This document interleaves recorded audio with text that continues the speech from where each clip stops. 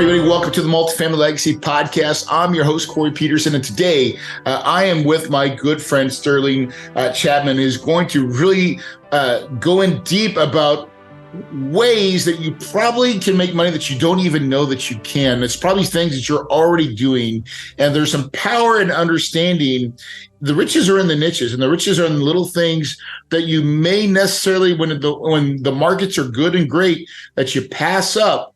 But when you look down, you're like, dude, those are a lot of dollars. I think I probably should pick them up. So we're going to delve into that. But before we do that, guys, a word from our sponsors. Are you ready to take your multifamily game to the next level and learn the amazing results of living the cash flow life? Apartment investing can change your life. I know for a fact it's changed mine, and I would like to share my extraordinary journey with you and the clues I've learned along the way by giving you my book, Copy Your Way to Success, for free. So text the word book, B-O-O-K, to 480-500-1127. Again, that's the word book, B-O-O-K, to 480-500-1127. And my team will ship it to you absolutely free as a way to say thank you for listening to this podcast. And remember, your paradise is possible. All right, we're back. Let's get into it. This is going to be a great show. Super excited about it. So, hey, Sterling, welcome to the show, brother. Hey, thanks for having me again. Great to see you. Awesome. So let's unpack. Well, before we do that, give everybody a brief background and kind of who you are, your story, and kind of what you got going on. I tell you what, I'll give my background, Corey, and you're part of it, and you don't even know it. I don't know that I've shared this story with you yet. And if you don't like it, you can edit it off, but I'm going to tell you anyway. So when I first heard about Corey Peterson, I wasn't a huge fan. Somebody, when I first got into, and I'd never met you or anything to make that judgment, so please don't hold it against me. But when I first got into wanting to be a syndicator, I saw somebody on Facebook and they posted, hey, my syndication group is trying to find somebody who can help us raise capital. Like, we're good at underwriting and this, but we need somebody to help us raise capital. It's like, oh man, I think I would like to go be part of that group. And when I got there, I think you had coached one of the girls in the group, and I didn't like your deal structure. Like, I didn't know anything, right? You had however many hundreds of $1 million worth of real estate I'd never bought. You know what I mean? Who am I to judge? But I didn't. Method. You're 6 and 6. I just didn't like it. I just wanted to give away more because I thought long term. I thought that, and so I backed out of the group. And then years later, when I met you, I was like, Corey's actually one of my favorite people in the whole industry, and he's probably the only one not bleeding to death right now on his model. So that's my awesome. My brief little Corey story that he probably didn't even know. But my story is I came up. I'm from Baton Rouge, Louisiana. Went to LSU for finance, MBA in finance. Went into insurance and investments right out of college. Sucked at it. Was super young, immature, drunk. Couldn't live on straight commission to save my life. Gave up on it in my mid-20s. Went to go work for the cell phone industry. Did really well. Started getting promoted pretty aggressively through one of the top telecom companies in the country, and thought that I was going to be the next CFO of that company. That was just always what I aspired to be. My dad was a big corporate man. You look on TV, you see the guys in the suits on the jets, and that's what you want to be when you grow up. And I'd gotten to about, I think around 2017, when I was finishing up my MBA, I was taking an entrepreneurship class. I was like, man, I'd really love to be the boss. I'd really love to be in control and be my own thing. But I don't know how to do anything. Like, I worked for a telecom company, but I couldn't tell you how a phone worked. I just wasn't smart enough to go start any business, But then I read Rich Dad Poor Dad like a week later, and I was like, oh, that seems like a really good idea. And I went to a local meetup, and I saw multimillionaires that could not tie their shoes. I just saw, the biggest idiots I ever met in my life that were just killing it and had tens of millions of dollars in real estate. And I was like, If they can do it, I can do it. And around that same time, and I think I told the story last time, but I was in the entrepreneurship class. My boss had got surplus from that company. I didn't even know what a surplus was. I didn't know corporations just laid people off. I thought, the story you always heard is, hey, you go work for them for 30 years, they give you a gold watch and a pension. You know what I mean? Yeah. Well, that's not how it works anymore. And I was like realizing at the time I was giving 80 hours a week to this company. And I was like, dude, they could turn off the faucet at any time when I've got 3 kids in private school, a big mortgage, 2 car notes. It's like, I can't live like that. So Dave Ramsey told my girlfriend at the time, we're never, ever going to have a credit card, never going to take debt. We're going to buy everything cash. She didn't give a shit. She said, yeah, whatever you want to do. I don't care. A week later, I read Rich Dad Poor Dad. Scratch that. We're going to do the exact opposite of everything I said last week. She's like, yeah, whatever. I don't care. Do whatever you want to do. So I went and started buying single family houses while I had, the job. And we were getting married. We had a baby. I started a podcast. I was managing 26 properties. I don't have any construction background. I didn't know the first thing. I mean, I couldn't change a door. I bought a doorknob to change on the second rental property I bought. After 45 minutes of cussing, sweating, bleeding, I threw it in the yard and left and never tried to fix anything ever again. So people ask me that all the time, like, do you need to be handy to get in this? I was like, dude, you have no idea how unhandy I am. And so, I mean, from there, I just kept buying rental properties. And when I got to 26, I was completely overwhelmed managing these properties that I didn't know how to fix when shit went wrong. And so I read Joe Fairless's book on best ever apartment syndication. I was like, that's the answer. Third party management, scalability, all this kind of, all the reasons that you invest in large multifamily. And that's when I met that guy who brought me to the group, and it didn't work out. And then like a year and a half later, I finally got my first deal. And so the first one was that 54 unit in Noonan, Georgia. That same partner that introduced me to that group introduced me to another group of partners. We really hit it off. And then we went and did another deal the next year we call it Charlotte. It's really South Carolina, but it's like 30 minutes from the Charlotte airport. And then we got another one in Virginia. And then I've done marketing and capital raising and partners with some other larger groups in Texas and the Houston area. So that's kind of my the story that I've always told on my bio. But then 2023 happened and everything just kind of started going in 18 different directions, right? Yeah, because everything's changed, right? So listen, yeah. Everybody was going and listen, there was a point in time where if you could be really shitty, sucky, and you're going to make money. Oh, dude, I had zero idea what I was doing making $100,000 a flip. Zero idea what I was doing.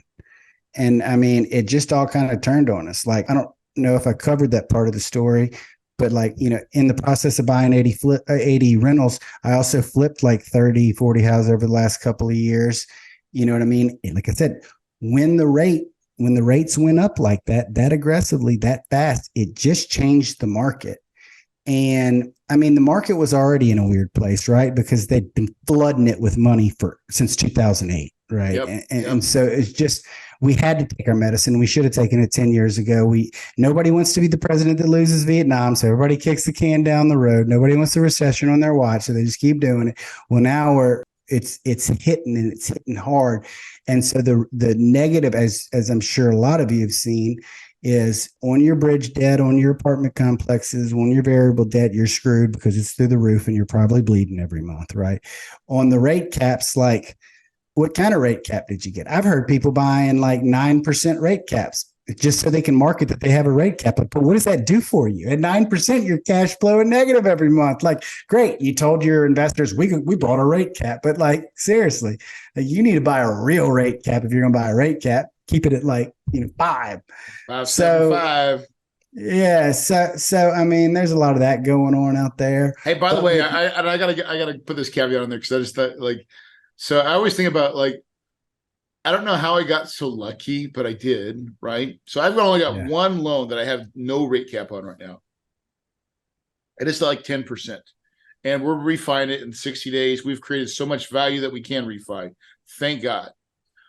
On the 3 other loans that I have that are bridge, we have rate caps on them. And they're actually, 2 of them have expiration dates to 2024. at the end of 2024. That's And crazy. I'm refining those 3 properties now.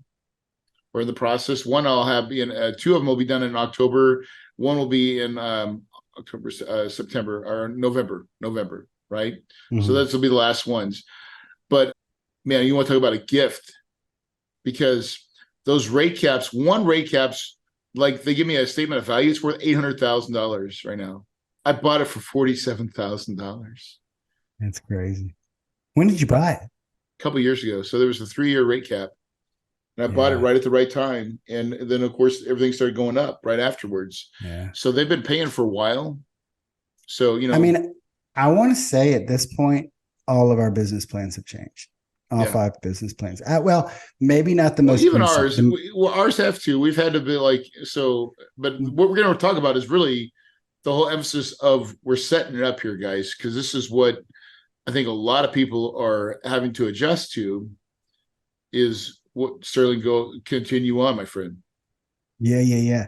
I mean, we're changing. I'm getting there. We're getting there. That's what the show's about. But just to kind of summarize all the pivots we've had to make in business plans, like the 2 Houston deals, were not supposed to have a refi. They didn't have a refi baked into underwriting.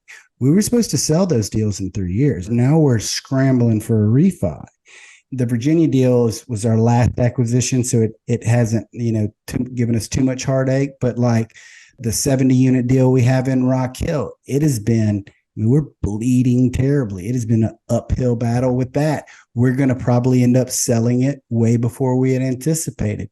Our 45 unit in Georgia in Noonan, it was a great project. We returned over 100% of our investors' capital at like 18 months on the refi. Everything went swimmingly. The problem is it was like my first deal, so I only had like 5 investors in it, right? And so now, like if you look at my other 4, now that I'd got that traction and proof of concept and experience, well, I got 100 investors in these other things. Like I wish I'd had the 100 in that refi that went like, smooth. you're shitting the bed on everything we've invested in, right? Yeah. You're like, come on. Now, you're not alone, by the way, right? Everybody that's in real estate and investing in the regular syndications on existing stuff, it's terrible. Is the right word? It's terrible, right? And it's survived to 25. Yeah, that was the last conference I went to. That was the mantra: staying alive till 25. Right. Now, correct me if you're wrong, because you have more experience and wisdom on this subject than me. But I think all of our apartment projects will be fine because they're long-term plays. Like none of these people are expecting to get their money back anytime sooner than 5 years. They might be irritated that they didn't get the full on that Rock Hill deal. We underwrote, hey, we're going to do a 75 to 100% cash out refinance return of capital, like 18, 24 months in. That's probably not going to happen. Sterling, I already tell you, you guys, the way you guys structure your deals are not the way Corey structures deals, by the way, right? We all know this. Well, and I want to have a longer talk with Corey about how he structures deals, because I'm coming around. But to get to the beat of like, man, what we thought was an important message to cover on this podcast is, again, the apartments, they'll be fine, right? Long term, they'll be fine. And and I want to go back to that too, just for a second, right? Because, man, here's the biggest challenge most syndicators are making, in my opinion. You should set up your investors for a 5 to 7 year hold every time and every deal. Yeah. Every time, every deal. For ones that are saying, oh, in 3 years, we're going to do this, you are setting yourself up for failure, right? In my opinion, right? Now, this is, I've historically always had a longer term outlook, always, right? And the reason for that is you have a 7 year horizon. You have enough time because, like you said, Sterling, times heals all wounds and will heal all properties, by the way. Well, here's my dilemma. This is kind of the, I guess, the difference between being Corey Peterson and Sterling Chapman. My dilemma is like in the early days, like where I am, and I'm trying to make a name for myself and I'm trying to get investors and I'm trying, you know what I mean? I have to, or initially, the first deal's got to perform, right? Yeah, it's the first deal. Is the law of the first deal?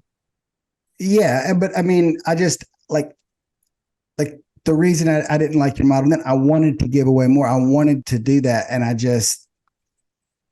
don't know. I don't know where I went sideways, but again, you're right. The long-term, the apartments are going to be fine long-term. I had yes. My first investors. Here's the thing, and maybe maybe it was different back when you started because of your background, but when I started raising capital, it was friends and family, and it wasn't accredited investors. Like I know in Scottsdale, Arizona, and in New York City, the dog walkers make $200,000 a year, but in South Louisiana, I mean, we're dirt poor. The only people poorer than us is Mississippi. There is not a lot of millionaires, and there are people that make $200K plus around here. So it's like friends and family in these deals. Here's my $50,000. Make sure you do well with it. And you're like, okay, well, we are, but you're gonna have to wait a little bit longer. Yeah, and it was just for me to try and raise capital early on when I had no experience. The process of early refi was a really like the velocity of capital, basically. Like our pitch was like, hey, we'll get you the money back early and you can redeploy it somewhere else. And then it can be working for you multiple places at a time. Yep.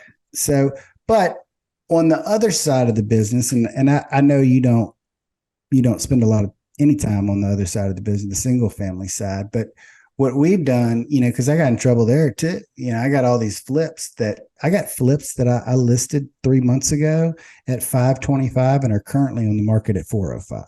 I mean, I got haircuts across the board. So it's like, all right, how do we pivot here to get like I'm always an investor. I'll always be an investor first. My business, like Crestworth Capital, is an investment firm. Crestworth Property Management and Crestworth Construction are subsidies. But the whole ideology for me in this market is to create revenue streams that are not correlated with the market. Like I don't want to have to depend on a deal. You know what I mean? I want to be able to generate revenue. And I think it makes me a better investor. I think not needing a deal. 1,000. And listen, every investor has to go through these market cycles, because what's the biggest lesson teacher, right? Success or failure.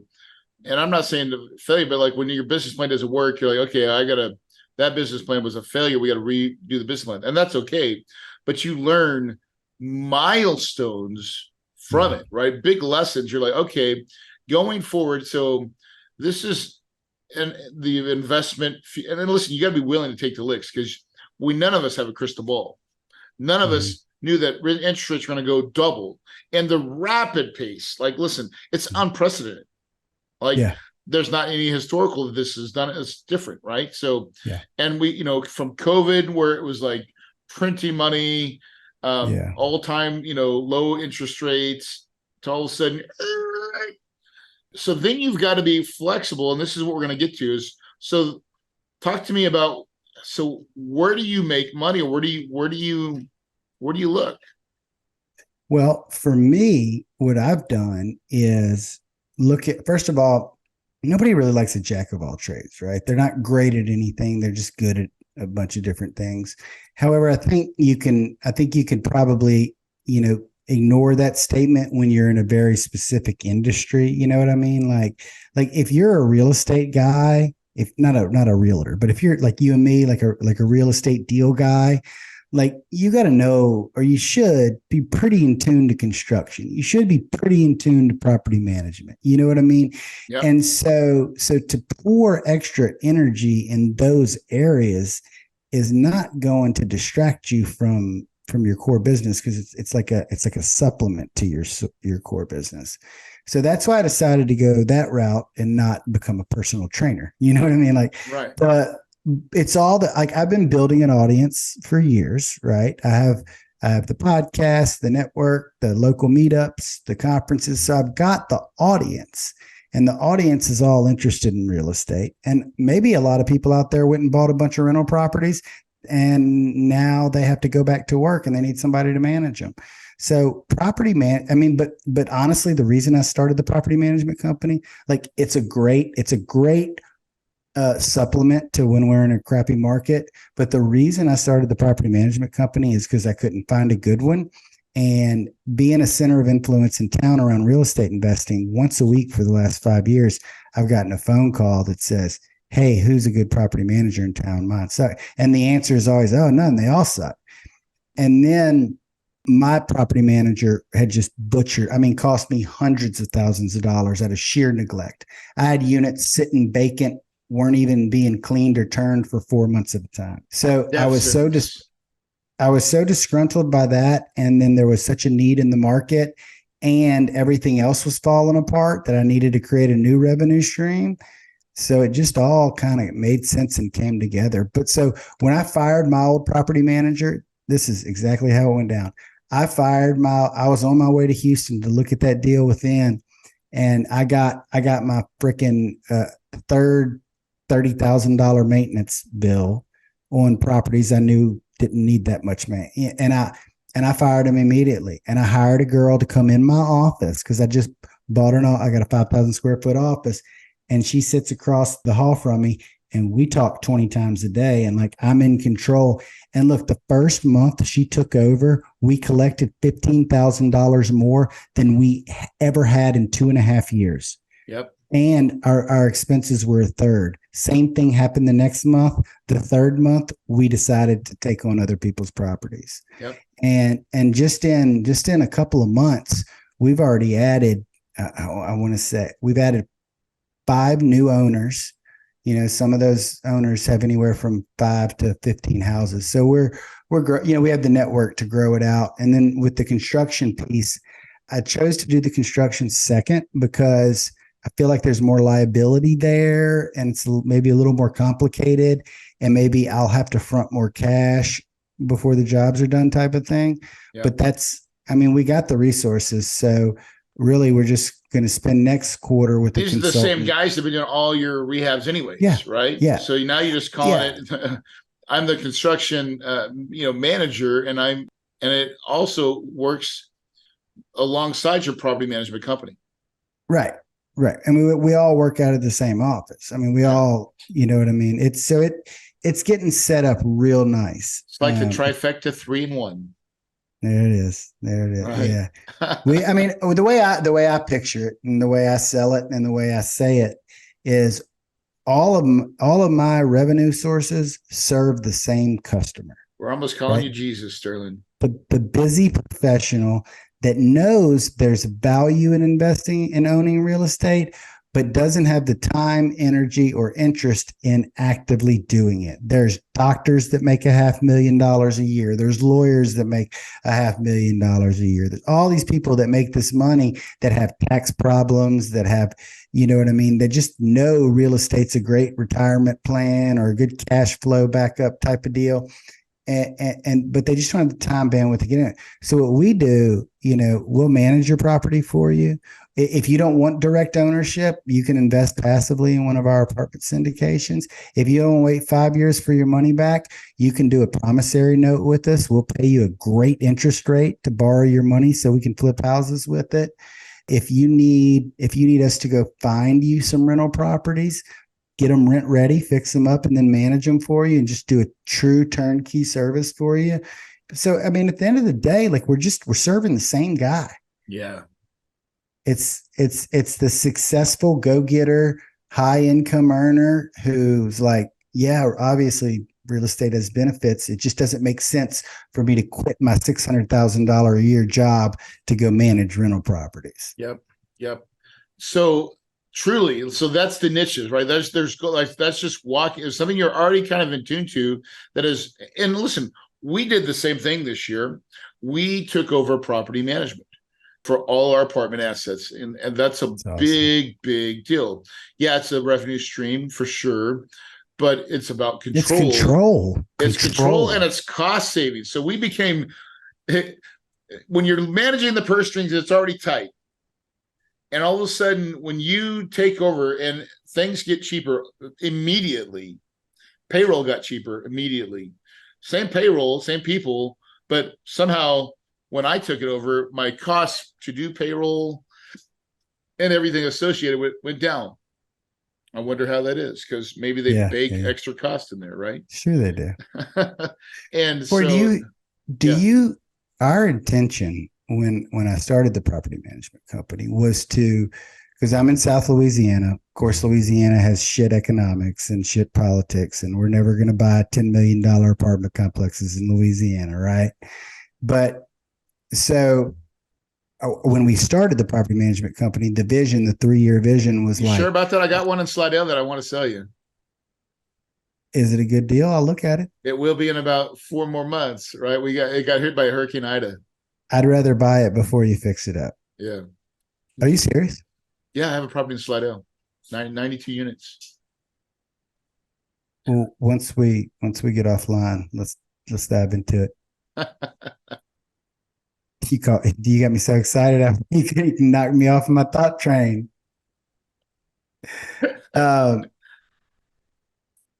But I mean, that's our intention was to basically earn our bones down here in South Louisiana, right? Because Yeah. I've got the network, and I mean, people are lined up for me to manage their single family houses and duplexes and fourplexes. Yeah. I'm going to build that out, get to about 2,000 doors or down here.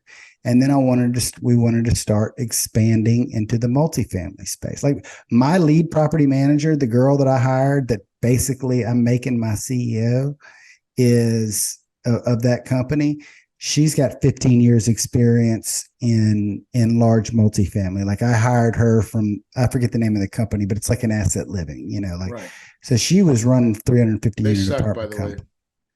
Yeah, no, we just fired them off of one of our Houston deals. I probably shouldn't have said that on the air, but That's all right. well, from my understanding, it all depends on the regional. They've got great Listen, ones and poor ones. I don't want to badmouth them. I just like we no longer use them in all our properties. So they were managing all our assets. And yeah, I've heard a few people. I've heard well, a few listen, big they've grown a little bit too. I don't. Well, that's what always happens. I should always say, yeah. Here's our shtick. Here is the elevator pitch on why Crestworth Property Management is better than all the other management companies, with the caveat of we don't have the multifamily experience yet. So that's on the agenda. But the reason we're better is we're overstaffed. The reason property management companies suck is because they try and do too much with too little every single time.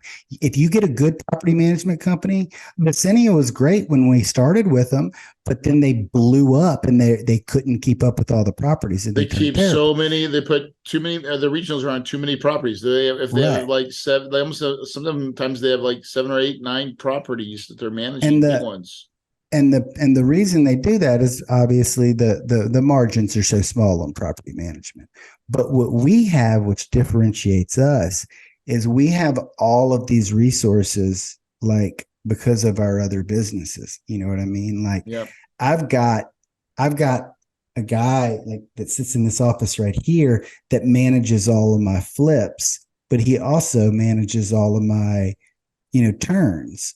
So I'm like using resources. I got a marketing guy who does all of my investor relations stuff, but he also helps out with the property management. We got 27 field guys, 27 Hispanics that have worked for nobody but Sterling Chapman for 5 straight years.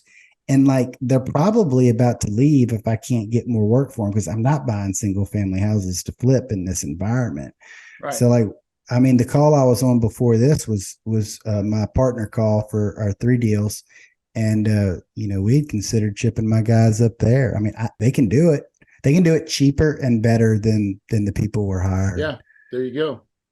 Finding solutions. Really, that's the name of the game, right? I think in anything that I've seen right now is those who are the most able to pivot and lean up, right? And then find cost savings. And if you can make an income stream around it as well, all the more the better, right? And I think that's the dollars that I was alluding to earlier, is that you walk right past it. I would, for the longest time, I said, Sterling, I would never be a property management. I would never own a company. I would never be in the business, right? I thought that was taboo. And I felt like, oh, I can't believe I'm going to do it. I felt like a Godfather movie. I'm like, man, as soon as I get out, they bring me back in. Yeah. And so, but the moment that I did hold on, you own the company. You don't do it, right? Like, I don't talk to tenants, owners. No, I have a whole vertical, right? Yeah. But I do. So one of my things that I'm passionate about is the people, right? So I am responsible for hiring my top my top people, right? My leaders. Yeah. And then they hire they're hiring all the property Yeah, staff, sure. right? But man, I'll tell you, it's one of my favorite things to do. And it'll be good. It'll go down as one of the best decisions that I feel like I've ever made in this business. And I think I've been doing it for 18 years. Was this year creating a management company. Yeah. I think it's going to be a really good idea. I think it's going to work out well. I'm really glad we did it. I'm just curious to see how it goes. I would love if you don't mind, if you have any type of stuff you could share with me, offline about that transition from single family to multifamily, because that's the direction we're going. Amen. Yeah, you'll get there sooner than you think, right? Truly, right? Like it's not that much. It's really not that much more difficult. It's understanding. It's just having the right subs in the marketplace, right? Mm-hmm. Again, it's people, contractors, and subs, and really staff. So where I see a lot of property management people suck is when they are hiring, they're hiring all the wrong people. That's what we suffered from a lot of. They're like, okay, well, we got a maintenance guy. I'm like, well, is he HVAC certified? Well, no. I'm like, why not? Why do we hire a maintenance supervisor that doesn't have his HVAC? Well, we're just going to hire a third-party vendor. Like, why would you do that? No, they're so expensive. Why would you do that? That makes no sense. It's going to cost. Oh, well, we can't find anybody. What do you mean you can't find anybody? Right. So then that's when I like, well, they're just not going to try to be resourceful. And like, if you're really having a hard time finding HVAC peoples, guess who trains HVAC people? There's always a college or community college or some type of place where they go to learn. And those are the ones. Yeah. You go make friends with those people and they'll give you all their recruits coming out. And that's exactly where you find them. Like that's the skill set you want. And most of those guys that can do that can change a faucet and do some other stuff, right? Like this is not rocket science, but I'm like, God bless. Have we made friends with this place? Well, no, dude, think about it. Lord help me, right? You can lead a horse to water, but you can't make him drink, bro. That's true. So we just decided, like, screw it. Like one thing that I've always been, I think this is true about all entrepreneurs, Sterling, is that resourcefulness is the key. Right. Yeah. And that's why we're ultimately successful is when markets change, you have to be resourceful enough to say, okay, the cheese has moved. Okay, where I need to pivot. How do I need to pivot? Where I need to get lean? Where is there other revenue streams? Where is there other opportunities? How do I capitalize on the opportunities? As entrepreneurs, that's the job. Absolutely. Protect the money. Absolutely. I love that book, Who Moved My Cheese. That was the first book that was given to me at my first major job. Oh, right on. And I bring it up every time somebody starts whining about like they changed the comp plan. Yeah. Hey, man, who moved my cheese? Where's it at? Yeah. If you don't move, you're going to be stuck. Like, you got to be like, that's the one consistent in life is change. Once you accept it, once you know that that's the recipe, then you're like, okay, so what? I'm adaptable. I'm a free thinker. I'm not tied down. Like you can't be a victim. Playing the victim is BS. And I see too many people do it, by the way. Oh, dude, it's insane. Right. I try and stay away from too much proboing, but I did want to finish the sentence about what differentiates me and Crestworth Property Management from our competitors. One is the resources, right? Like the main thing that makes them suck, we got too many people and not enough houses. Like we got, you know what I mean? Like we have a crew of 27 construction workers that have been used to rehabbing 10 houses at a time for the last 3 years, and they're not going to have any work to do. So like we got the people, and that makes a huge difference. I mean, we had six administrative people in the office. We got, I mean, just on currently, I think we're managing, 100 and under 150 units, like my 80 plus whatever new. And we've got 6 people in the office. We got a lead property manager, an assistant property manager, a leasing agent, an office manager, a marketing director, project manager. Like we're gonna Like we're going to do a better job because we have the staff, we have the support. The other thing is my primary business, the way you and I met, and my long term, like the way I'm going to is buying apartment complexes, right? It's raising capital and buying apartment complexes. And that requires a tremendous amount of trust and character in a person. Yep. So I am not going to do a shitty job, man. Like I can think of my last property manager, man. I wouldn't piss on him if he was on fire. He did such a terrible job and cost me such hundreds of thousands of dollars. Yeah. And I would never recommend him to anybody. It's usually disgusting, right? Usually, the reason but you know what? It's disgusting. You just get to that point for us to break the pack. But you know what? He probably did the best he could, or he probably didn't even realize he was doing anything bad, you know? Yeah. But I will never be that guy because I got a capital company. My long-term vision, my long-term dream, I'm raising millions of dollars from people I don't know to buy apartment complexes. If they get wind that I'm a shitty property manager, or I don't take care of my tenants, or I don't communicate well with my owners, that kills my core business. I just won't do it. I'd have just as soon not opened a property management company. Yeah. Great kudos, man. So listen, as we move forward and we wrap this up, great stuff, by the way. That was good mojo, right? Like we went over a lot. We really did go over a lot. How do people find you?